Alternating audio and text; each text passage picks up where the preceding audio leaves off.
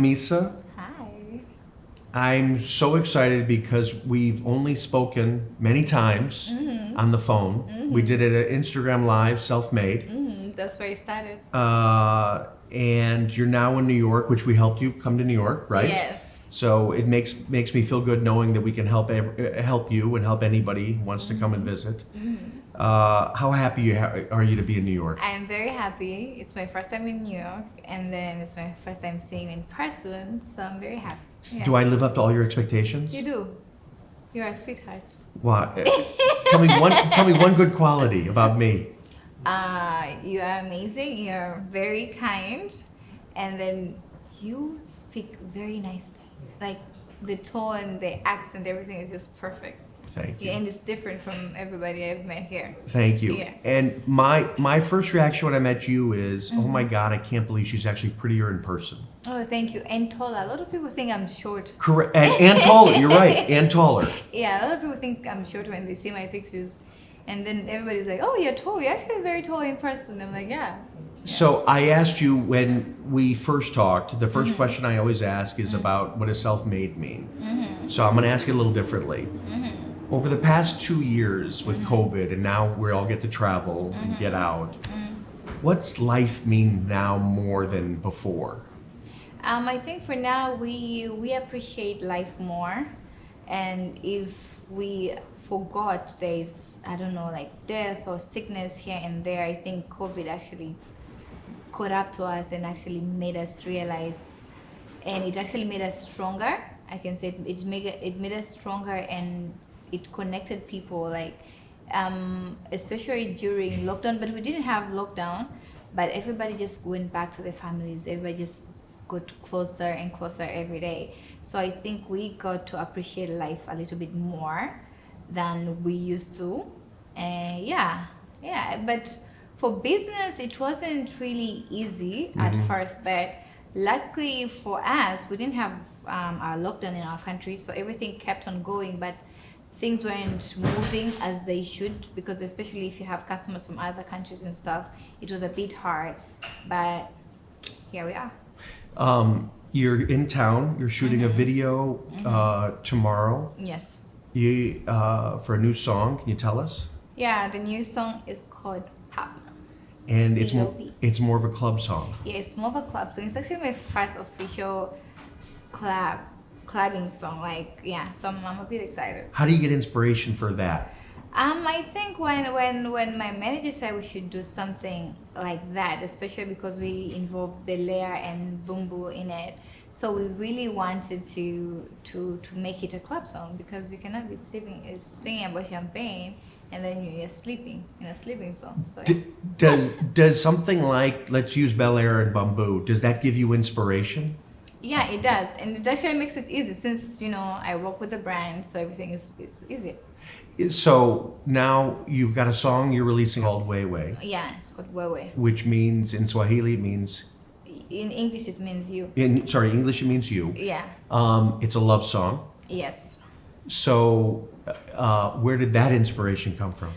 So the song I sang with this Kenyan artist. His name is Otile Brown. He's very good. He's doing very good. He's from Kenya, and the song was his idea actually, because we had another song before that, because we met at the studio, I think last year, and then we had another song. We did another song, and then we were like, we felt like something was missing in the first song. So we were like, what, we should do another one. So then he came up with a beat from his producer, and then we recorded. So it's a love song. It's very nice. It's not sad. Yeah. Do you need to think about somebody if you're singing that? For me, no. For Rick me, Ross? I knew you were going to bring it up. It's just a song, Brett. It's just a song? Yeah. You excited? I am very excited. I've seen the video. It's dope. You shot it where? In Zanzibar. Zanzibar? In Tanzania, there's an island called Zanzibar. Yeah, you should. Have you shot videos before there? One, but in a different location. Okay. Yeah, Zanzibar is a bit big. So was Dubai your first trip out of the country in a while? No, I went somewhere else. I think I went to Nigeria, and then I went to Dubai. So I have to ask you, Sure. So, Rick Ross was in Dubai at the same time you were, and it felt like the internet blew up when you guys finally met. It was actually a coincidence because I was there before he got to Dubai, and then I was on my own personal issues, and then he came. I didn't even know that he had a club thing there. So yeah, the internet went crazy. Why do you think? I think it's because first of all, I've never like publicly dated a person. Like I've never, even if I had something, it was just never officially in public, and I've never posted any man that I am in a relationship or seeing or anything like that. And so for him, he's just like the first person to like come out and then comments on my photos and say, you know, nice things and stuff.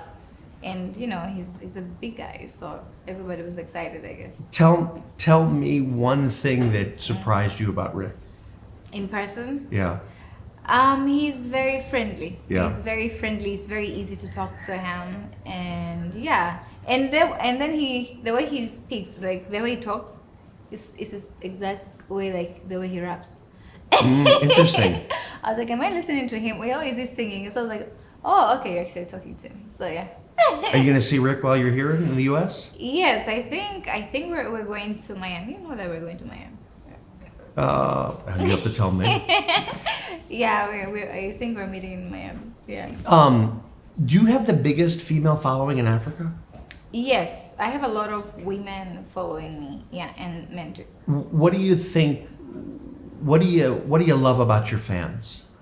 They're very supportive. They're very supportive. One thing I can say about my fans is they're very supportive. They support me in anything, and they believe in me. I feel like that's something that really pushes me so hard. It's like they're just rooting for me every time. And even if I don't post something, like let me say I won't post something for a week because maybe I'm busy shooting or I'm busy doing something, the comments will flood like, post, where are you? Are you okay? Are you safe?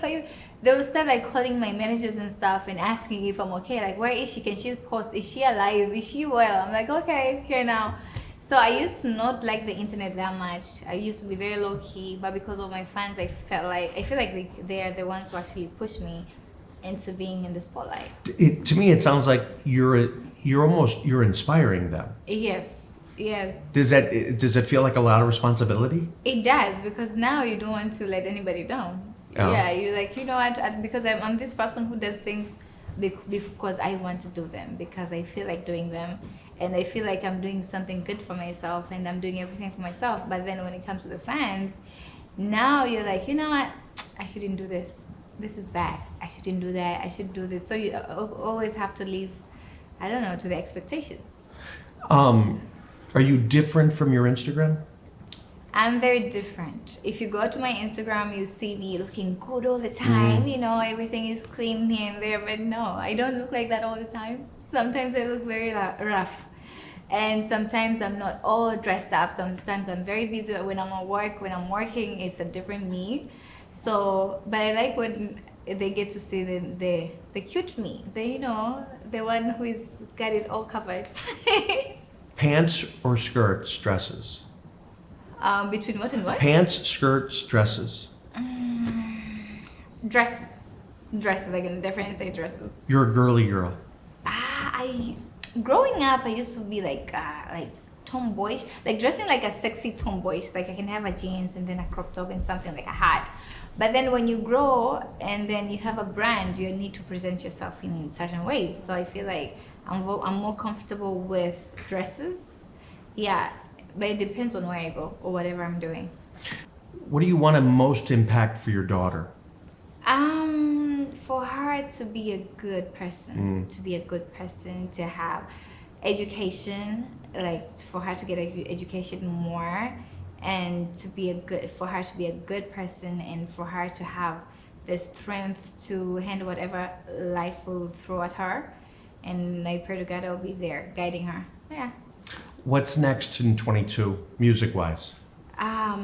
So we're between discussions with my manager. You know, I want to release an album. They say they want to release an EP. So now we are there. But between this, and then I want to do more shows in this year, because at first I was like, you know, when you get on stage and everybody's looking at you, like people don't look at me, people stare at me. You understand? So I feel like it's different. I'd be like, oh, and I'm like, okay, why is everybody staring?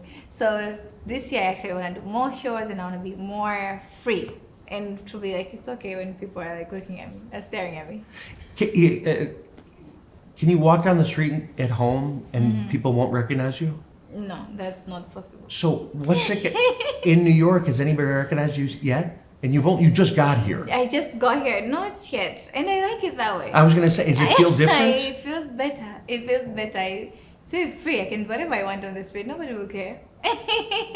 You find, is it interesting? I mean, it's got to be new. It's new, but so I get this thing like wherever I go, even people don't know me, they'll always stare. That's the thing. Yeah. They always stare because I'm probably always either dressing, you know, in one way or taking pictures. So Yeah. people will be like, and then they'll always ask, "Are you a celebrity? Oh, are you a model? Do you do modeling?" Something like that. So, but it's bad. It feels good when people don't know you. You can do whatever you want. It's free. I can go down up or down the road. I can dance. Nobody will know who I am. So it's nicer. Any one big goal for 22? Just to get more of everything I have. I want more. I want it all. So I just came back to New York after 2 years. Oh wow. I feel the energy. Do you feel it here? I love it here, especially, I don't know, it's because I got here last night. The building, the lights, everything is just perfect, so dreamy.